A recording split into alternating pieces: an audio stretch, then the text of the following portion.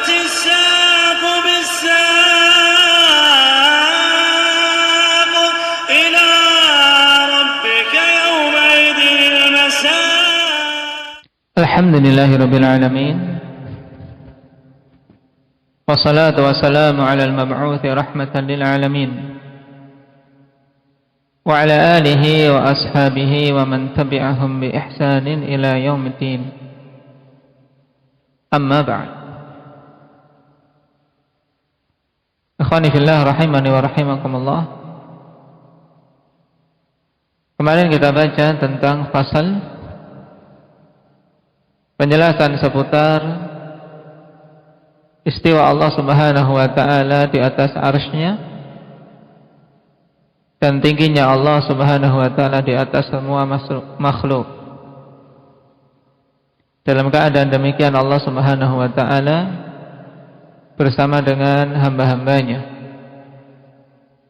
Dan telah kita lewati bahwasanya kebersamaan yang dimaksud di sini bukanlah kebersamaan dari sisi zat, di mana Allah Subhanahu wa ta'ala bercampur dengan para makhluknya. Hari ini kemarin telah kita baca 3 sisi bantahannya. Yang pertama apa, Ridwan?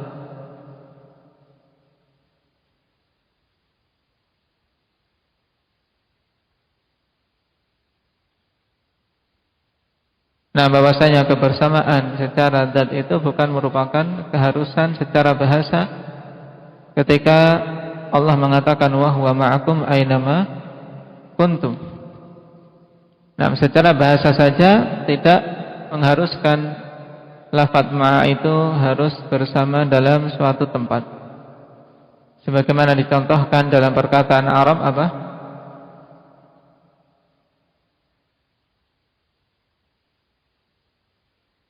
Bagaimana? Zaujatak ma'ak. Baik. Nah, seperti perkataan zaujati ma'i. Nah, atau na'am, perkataan musafir bagaimana? Hudzaifah?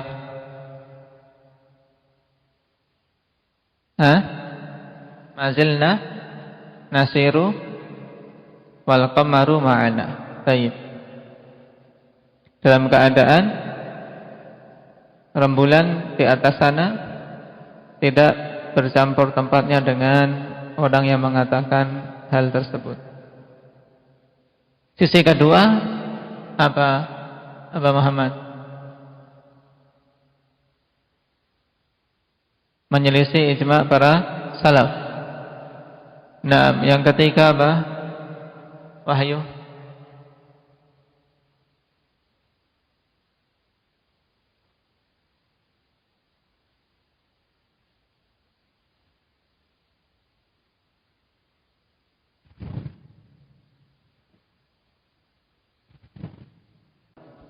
Baik, intinya poin yang ketiga adalah apa? Bahwasanya hal tersebut menyelisihi fitrah yang Allah Subhanahu wa ta'ala telah tetapkan pada hamba-hambanya.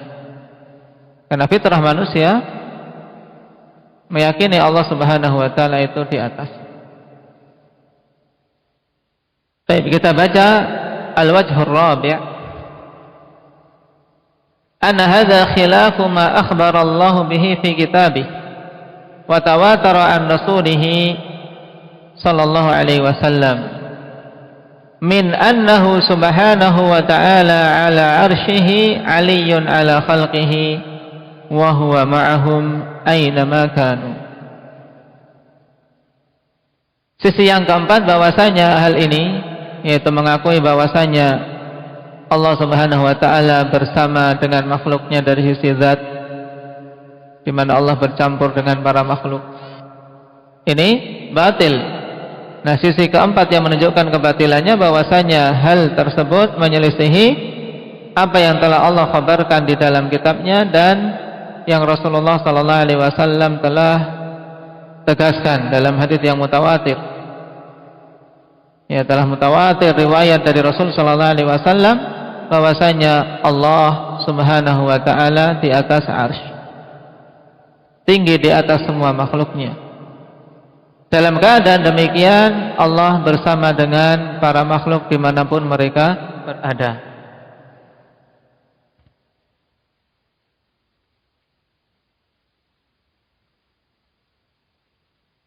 Adapun dalil yang Allah Subhanahu wa taala kabarkan di dalam Al-Qur'an bahwasanya Dia itu tinggi di atas arsy, di antaranya apa? Indak ya Arin.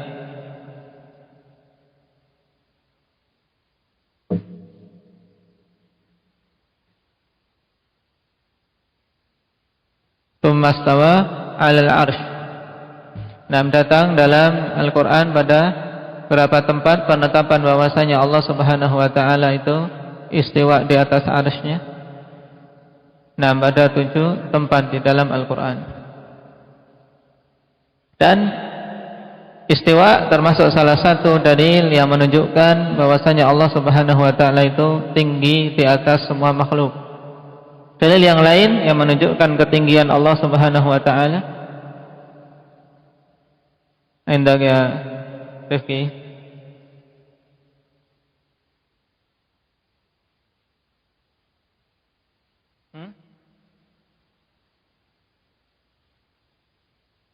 Taib, semua ayat-ayat yang menetapkan nama Allah Al-Ali wa huwal Aliyyul Azim. Demikian pula nama Allah Al-A'la, Sabbihisma Rabbikal A'la. Di sini penetapan sifat ulu. Juga semua ayat yang menunjukkan bahwasanya Allah fauq ibadi. Penetapan fauqiyah seperti pada ayat apa? Talhah.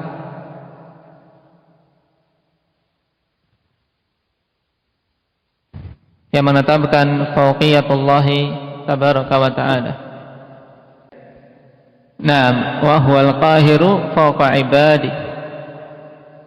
Demikian pula yakhafuna rabbahum min fawqihim. Baik. Ini juga penetapan sifat fawqiyah. Dialah al-qahir, zat yang di atas semua hamba-hambanya, dalam surat Al-An'am ayat 18. Juga dalil yang lain. Semua dalil yang menunjukkan turunnya perkara-perkara dari sisi Allah. Di antaranya apa, Zaid?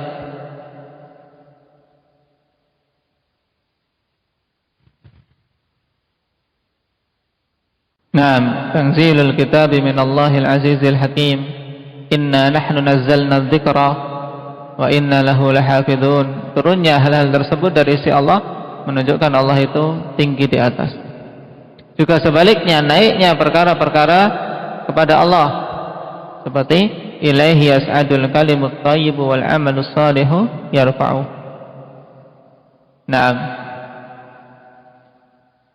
Ini dalil-dalil yang begitu banyak tentang penetapan bahwasanya Allah di atas semua makhluknya.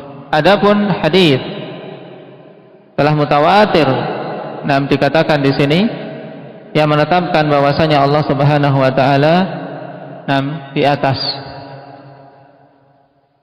Di antaranya zikir ketika sujud, subhana rabbiyal a'la.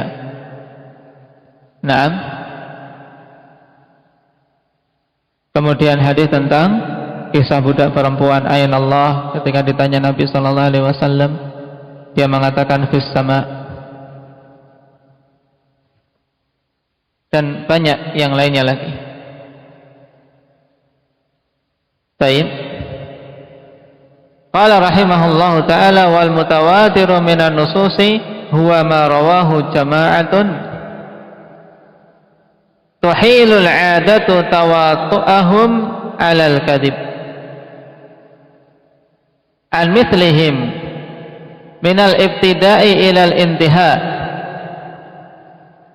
Dan nas disebut mutawatir, ikhwani fillah. Itu apa pengertiannya? Sekarang diterangkan di sini oleh Syarih hafizahullah taala. Sesuatu yang mutawatir dari nas-nas as-sunnah yaitu ma rawahu jamaah, yaitu apa saja yang diriwayatkan oleh jamaah. Tuhilul 'adatu tawatu'ahum 'alal kadhib, yang secara kebiasaan menetapkan kemustahilan bahwasanya mereka itu bersepakat di atas kedustaan.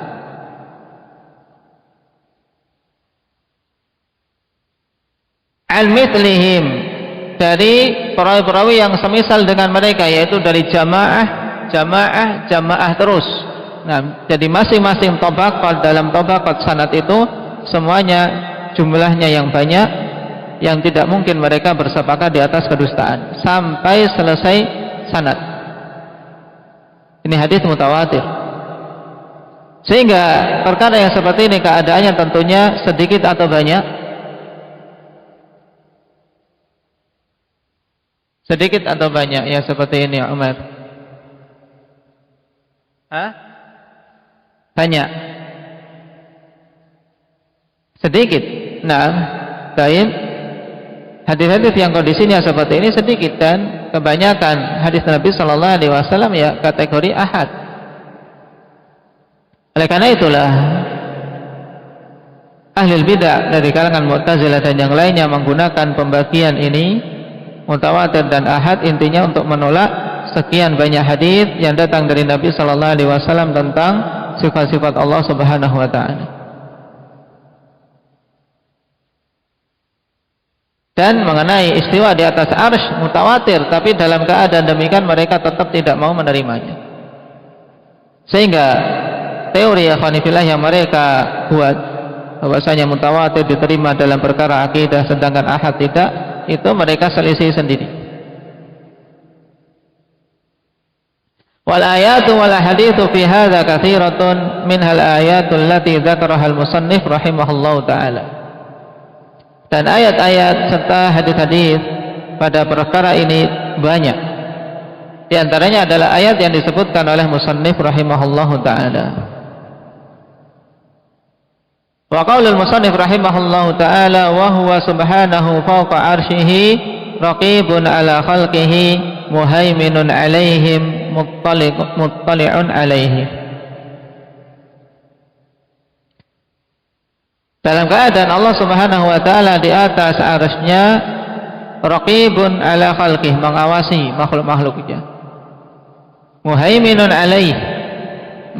alaihim, yaitu mengetahui semua perkara-perkara yang tersembunyi. Allah tahu hal-hal yang tersembunyi dari para hambanya yang menyaksikan dan melihat semua amalan-amalan perbuatan mereka. Nah, perkataan ini taqrirun wa ta'kidun lima sabaqa min dzikri 'uluwihi 'ala arsyih wa kaunihi ma'a khalqih. Ini adalah penetapan dan penegasan kembali terhadap perkara yang telah lewat dari penyebutan ketinggian Allah Subhanahu wa taala di atas arsy dan kebersamaan Allah Subhanahu wa taala dengan makhluk-makhluknya. Bidit ismaini min asma'ihi subhanah, dengan menyebutkan dua nama dari nama-nama Allah Subhanahu wa taala. Wa huma ar-raqibu wal muhaimin, yaitu ar-raqib dan al-muhaimin. Qala Allah taala innallaha kana 'alaikum raqiba. Sungguhnya Allah Subhanahu wa taala itu adalah ar-raqib atas kalian semua. Apa makna ar-raqib? Huwal muraqibu li ahwali ibadih, yaitu zat yang mengawasi semua keadaan-keadaan hambanya. Wa fi dzalika dalalatun ala qurbihi minhum, dan pada yang demikian itu terdapat dalil tentang dekatnya Allah Subhanahu wa taala dengan mereka. Kenapa?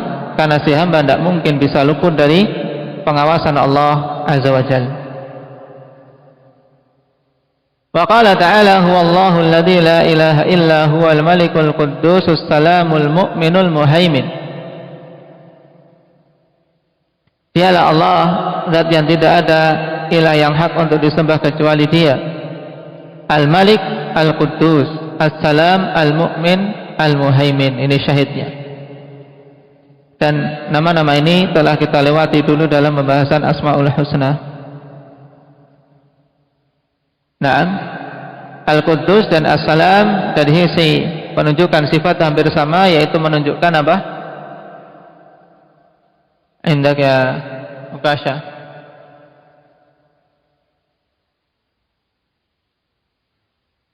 kesucian Allah Subhanahu wa taala, dalam artian Allah terjauhkan dari semua kekurangan-kekurangan. Taib al-mu'min di antara maknanya apa?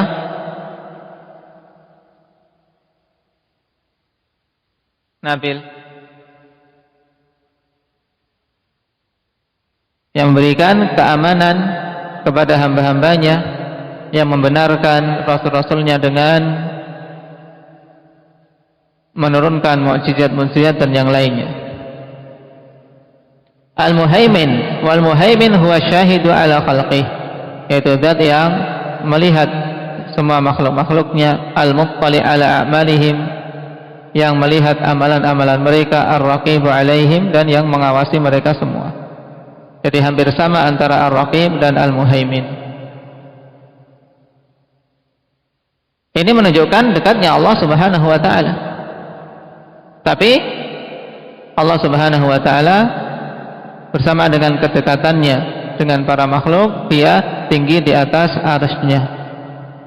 Dan Allah Maha mampu. Ila ghairi dzalika min ma'ani rububiyyati. Naam. Dan selain itu dari makna-makna rububiyah Allah Subhanahu wa taala, ai anna muqtada rububiyyatihi subhanahu an yakuna fawqa khalqihi bi dzatihi wa yattali'a ala a'malihim. Maksudnya bahwasanya konsekuensi dari rububiyah Allah Subhanahu wa taala, yaitu Allah di atas para makhluknya secara zatnya. Jadi zat Allah Subhanahu wa taala di atas semua para makhluk. Dalam keadaan Allah Subhanahu wa taala melihat semua amalan-amalan mereka. Wa yakuna qariban minhum bi ilmihi wa ihatatihi yusarrifu syu'unahum wa yahsi a'malahum wa yujazihim 'alaiha. Dan Allah Subhanahu wa taala itu dekat ya dengan mereka dari sisi ilmu dan cakupan pengawasan serta kekuasaan Allah Subhanahu wa taala terhadap mereka. Tidak ada yang bisa keluar dari cakupan ilmu Allah dan pengawasan Allah. Allah yang mengatur semua perkara-perkara mereka.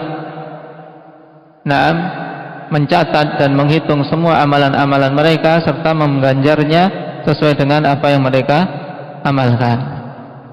Baik. Dan ini jelas insyaallah taala sebagaimana telah kita lewati pada pertemuan yang lalu. Ada pembahasan berikutnya insyaallah kita ambil pada pertemuan yang akan datang. Sisa waktunya untuk murajaatul Quran. Subhanakallahumma wa bihamdika asyhadu an la ilaha illa anta